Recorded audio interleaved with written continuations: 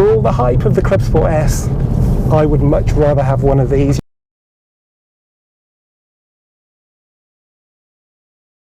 Hello guys, and welcome back to the Volks Wizard channel. Today's video is about a car that I've been dying to drive for a very, very long time.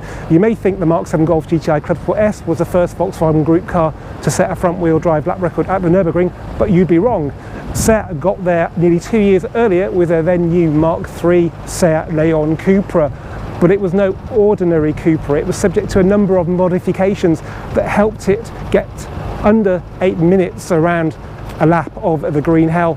And you were able to order your Cupra with a number of packs that gave it a pretty similar specification to that record car. And that's what we've got here today. So in this video, I'm going to show you the modifications Seat made to this car, and then we're going to drive it on Millbrook's wonderful hill route. So let me show you around the Seat Leon Cupra Ultimate Sub 8.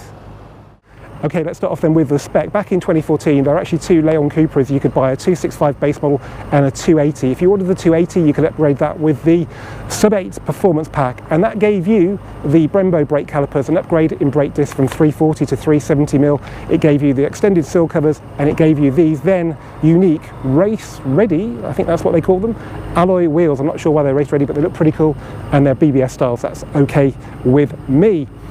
Then, if you had only the 3-door model, you could upgrade that to the Sub 8 Ultimate. That's what we've got here today. So that meant that things were removed from the interior, like air vents, we'll have a look shortly, centre armrest, and most importantly, they deleted the air conditioning. So it's not just manual air conditioning, so the climate, it is no air conditioning, which is pretty cool. Although paying an extra £2 for less, I'm not sure is that cool. That's a bit too Porsche for my liking, but that's what we've got here today. The weird thing is they could have been manual or they could have been DSG. We've got a manual today. Let's have a closer look around it. And the good news is the orange was optional. It's actually £175 on top of the normal performance pack. Otherwise it would be black, which would look really cool. I thought they were all orange for the Sub 8s, but not. They're the black one as well, which is probably what I'd go for. So there we have the bigger brakes, very much like the Audi ones really. Audi use Brembo calipers and those discs look like RS3 ones to me. I should mention these are the original Michelin Pilot Sport Cup 2 tyres, dated 41st week of 15, but they've been stored in a cocoon, so they look pretty fresh. That was another option, so it's about £450 to upgrade the standard tyres, which are probably Pirellis, to these, and that was obviously crucial for the ring record, as it was with the Mk7 Golf GTI Clubsport S. Other than that, it's a pretty standard looking Cupra, but I think the difference is, yeah, certainly make it look even better looking. This car's in dynamic grey. That was a £575 option. This car, as it is, even with the manual gearbox, was just over £33,000 list price. If you think a year or so later, the Mk7 Golf GTI Clubsport S came along, and that was £34,000, and that was about 10 seconds quicker around the ring than this car. But obviously you lost the back seats, and yeah, you know, I don't think a GTI should have no back seats, but that's another argument we'll carry on some other time. If you wanted the bucket seats, that was another option, £1,250. Unfortunately, this car doesn't have them, but these are still pretty cool. So yeah, there we go. It's pretty standard in here till you get to the center console, where it's slightly base model. And in here, I love seeing cars without air conditioning when they should have it, because it looks just so weird. So as you can see, there's no air conditioning controls there. We can just get hotter and colder, a bit more wind, and change the vents. Why don't we have a quick look under the bonnet? It will look just like your standard EA888.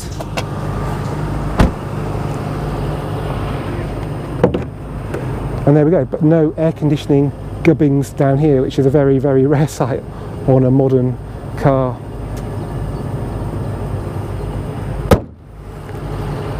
Okay, I can't wait any longer. Let's go and drive this Leon Cupra Ultimate Sub 8.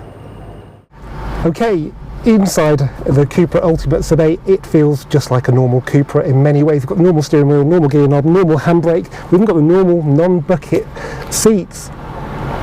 Big difference is on this day when it's 14 degrees, with the sun coming in, I am sweating rather profusely. I can't turn the air conditioning on, even though the trip computer has got the word air conditioning on it, which must be a legacy to the fact that very, very few Mark III Leons were sold without air conditioning, and they haven't changed the software for the trip computer. Okay, let's get driving anyway. I'll probably have to close this window now.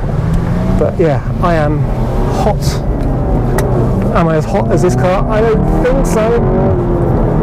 So 280 horsepower, just like the normal Cupra, but it feels a little bit more potent because it's a little bit lighter. I don't think they said how much weight they've saved by getting rid of all this bit and some of the vents here and there.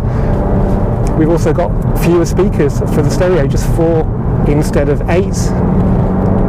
Now make sure we're in Cupra mode so we can replicate Geordie Janet's lap record settings. And even in this Cupra mode, it feels relatively compliant. There's a bit of speed Humphrey coming up here. I can take you over that, and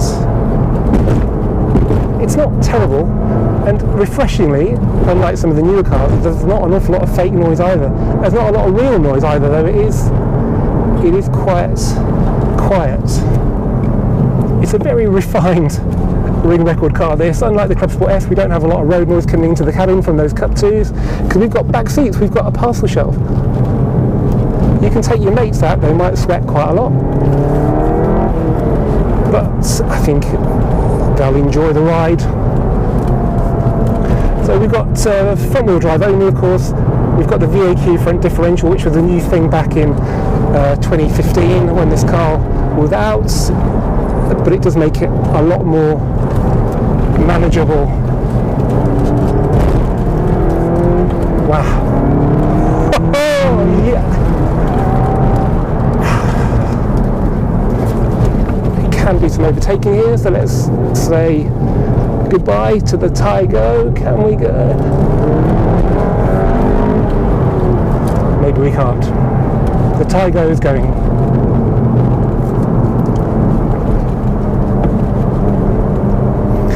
So I reckon Cup 2s are probably up to temperature right now, and they allow me to deploy.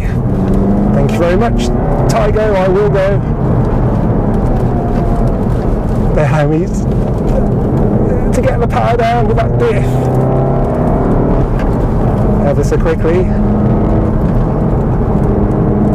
And this is like a mini Nürburgring, with these crests where you can't see what's over the top of them.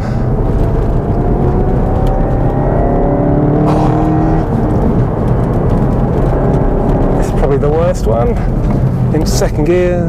It's my first lap around here in a year, so I'm going a bit careful. Oh yes, that's a tricky one. And then we've got the famous jump round this corner. I think we probably could get some area. That's lovely. These aren't small cars, and this is quite a narrow track, but it feels so brilliant, so agile, so precise.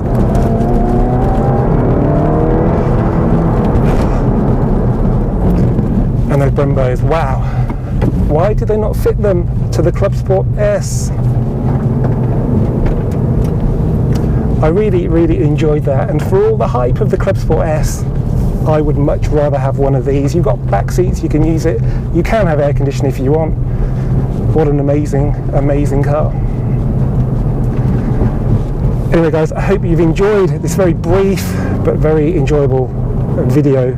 Well, enjoyable for me, I hope you've enjoyed it as well on this Leon Cupra Ultimate Sub 8. Big thanks to Spec UK for letting me drive this car today, and I'll see you for the next video very soon.